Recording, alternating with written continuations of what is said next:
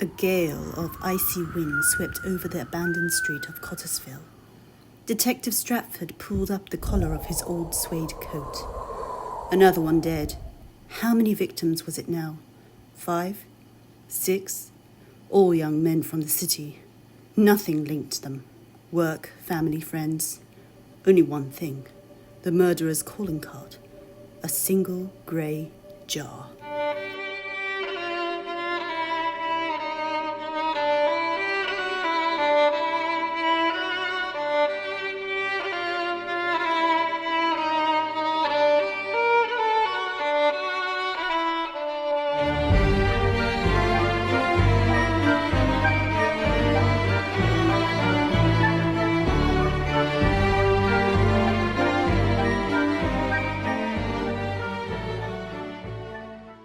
No, sir, I am not a suspect.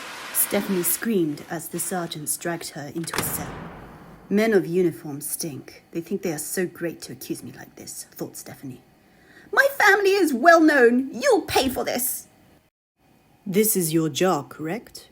Your signature jar that was left at every scene of the crime, Detective Stratford said calmly. Have you gone deaf? I said my family is well known. I have money. We are rich. Why would I have this jar in my possession? Detective Stratford knew well how much influence the Marie clan had over the community. They were business savvy, quick-witted and ruthless when needed. Each clan had a unique crest inscribed on the front of the jars. The Marie clan sigil. He needed to be careful and tread lightly. Hold up now! The door burst open and White stepped into the jail cell. Cowboy boots clonked on the floor as they brandished a pure white pistol. It flipped in the air and landed on the concrete floor with a thwack. Them jars. White spat into the spittoon. They got any pickles? Stephanie is utterly speechless. A cowboy in the Victorian era. Is this a joke? What is happening here? I demand to be released. Detective White, Stratford sighed. White was well known in Scotland Yard for being slightly eccentric. She was a fine and an accomplished officer, but when it came down to the paperwork, it was almost illegible due to the pickle juice splashed all over the pages. White turned to the voice. What? Why is Stephanie on the floor? Stephanie was tired of all the bullshit, so she had to sit. I told you I'm innocent, and you have no right to drag me here and lock me in this filthy cell. White gasped. You locked her up in the filthy cell when she's innocent? A soft cough from the back of the cell gave Stephanie a start. Well then, I better start cleaning up, said an old hag in the corner. She shuffled up the rolled-up paper and swept the floor with the pure white pistol Detective White dropped. White jumped. Was that hag always there? White then glanced at the gun being shuffled away. Maybe the hag was hungry. The pistol was white chocolate. Maybe the hag never learnt not to eat what had fallen on the cell floor. Ah, you see, cackled the hag. The cleaners are always invisible. She wheezed as she was trying to brush the soot out of Stephanie's hair with the gun. White was shocked. She didn't want to eat the chocolate. She wanted to comb with it. You nasty. I'm not even going to hide it, said the hag to Stephanie. As Stephanie watched the chaos with the hag eating the chocolate, she thought of something that would free her. I think I know something that will clear my name. I heard rumors. They say you could find everything that you were looking for in the house at the end of the woods. Stephanie knew she was spitting nonsense. But what else could she do? Her family will definitely disown her if they knew she was here. It's all coming together, White said. The murder, the jars, the pickles, the hag, and finally, Stephanie. White stepped back towards the door and raised a finger to the sky. Dirty Dan bursts into the scene. All right. What we got here? It's Dirty Dan. That's right. Dirty Dan has entered. The hag whipped out the white gun and pointed it at Stephanie. Hands in the air where I can see them. Dirty Dan darkly laughed. and shot Stephanie's hands. No hands here! The hag was shocked.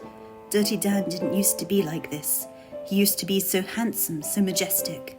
His days as a horse were long gone. Now he was just Dan. Dirty Dan.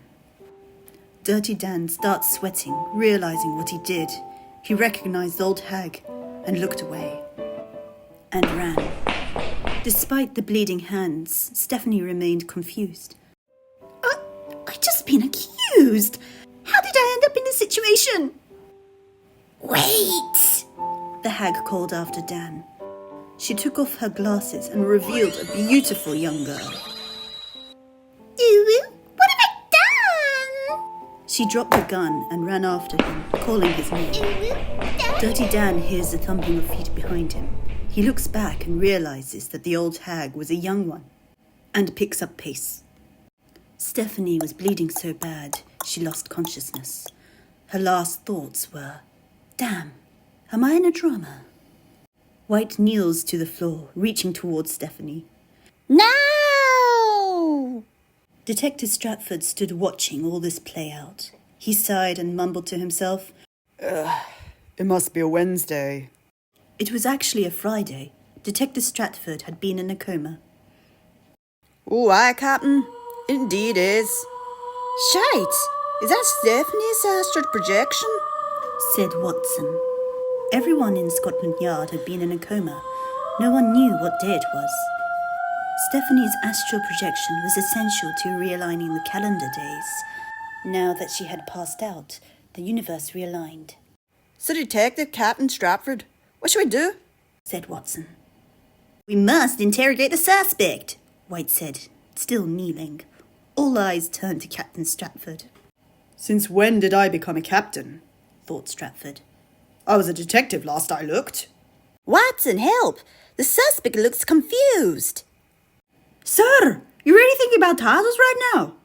Watson, grab the captain while I get Stephanie a transfusion. Watson tackles the captain without thought. Why am I listening to this white person? Thought Watson. White cuts the chocolate banana in half and puts each half on Stephanie's hands, stopping the bleeding. I am a detective! Shouted Stratford whilst he was tackled to the ground.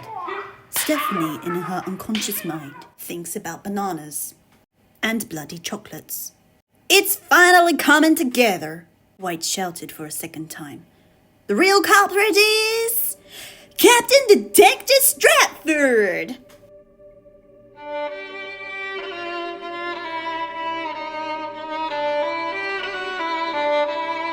Tune in for the next episode where Detective Stratford is allergic to bananas and Stephanie's astral projection doesn't work.